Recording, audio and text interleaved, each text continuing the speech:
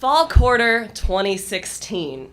I'm in Manhattan for the Stanford in New York program, doing an internship during the day and taking classes at night.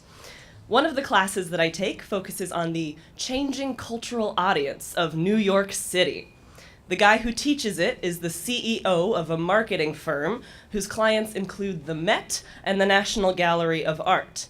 He's friends with the producer of Hamilton. The CEO is a big deal. He and I, however, do not see eye to eye on if and when human emotions should be displayed. He thinks never, I think always. He refused to talk about the election while I openly wept about it in front of all three of my bosses. During week 3, our class gets to see Hamilton. This musical got me through a rough quarter sophomore fall. I have every line memorized. I'm currently interning at the theater where the show opened. The first 3 notes of the show play, I immediately start crying, and I don't stop until after the curtain falls. Our class congregates outside. The CEO clocks the puffiness of my eyes, and thus begins weeks of him ridiculing me for having an emotional experience during Hamilton. I mean, come on, you'd have to be a robot or a CEO of marketing, apparently, to not cry at some point during that show. Our final assignment is a 20-minute individual presentation. Now, 20 minutes by yourself for a 6-person class.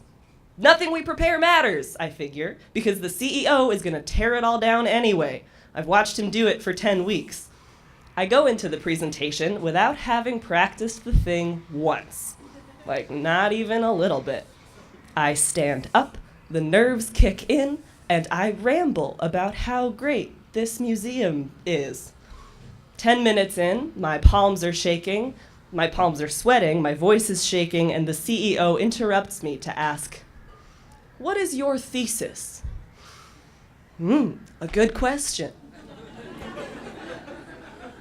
The presentation ends, and the CEO quietly says, "Lianna, may I speak to you in the hallway for a moment?" Never a good string of words to hear. Then it gets worse. He sits me down and proceeds to inform me, "That was the worst thing you've done in class. It doesn't show you've learned anything over the past 10 weeks. Rewrite the paper and send it to me by the end of the day tomorrow." Truly the stuff of nightmares. I text my boss from work. "Hi, I'm so sorry this is so short notice, but I failed the presentation tonight, and the only hope of raising my grade is entirely rewriting the paper. Is there any way I can get tomorrow off? Also, sorry for any typos in this. My hands won't really stop shaking." Holy shit, of course, absolutely. Is this that jerk professor guy again? I'm so sorry. Yeah, it's him. Thank you. Sorry for being trash. 1, you are not trash. 2, there are 0 things here to apologize for. You are not trash. Oh, that's right. I'm not. Maybe I'm even recycling or compost. For the latter half of 2016, I had adopted the phrase, "I am trash," into my vocabulary to diffuse tension, to preemptively excuse myself if I felt nervous about something, to get my peers to laugh. In moments where I felt silly or embarrassed or somehow less than, I found myself automatically saying, "Oh, I'm trash." It worked. It got laughs. But I was making that joke so often that I started to believe it. I started to internalize the notion that I was actually garbage, something to be tossed aside, worthless. You are not trash. Remarkable how 4 words can change the way you talk to yourself. I had found a shortcut in social interactions by putting myself down in order to lift up those around me, by casting myself in a negative, goofy, "it could be worse, you could be me," light. After that text exchange, I removed the phrase from my vocabulary and resolved to steer away from self-deprecating humor.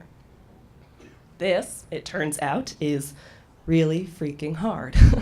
And it brings up a lot of questions. I've been making people laugh this way since I was 10 years old. Who am I without this? What is my humor now if not self-deprecating? How do I make you laugh while still being kind to myself? What comes next? A, that was a Hamilton reference, thank you. And B, I don't know yet. I'm still discovering answers to these questions. This is a whole new path I am trotting down. It's going pretty well so far. I mean, this was a 5-minute presentation and I prepared the bejesus out of it, so it's a good sign. And I do know one thing. I am not trash. None of us are. Thank you.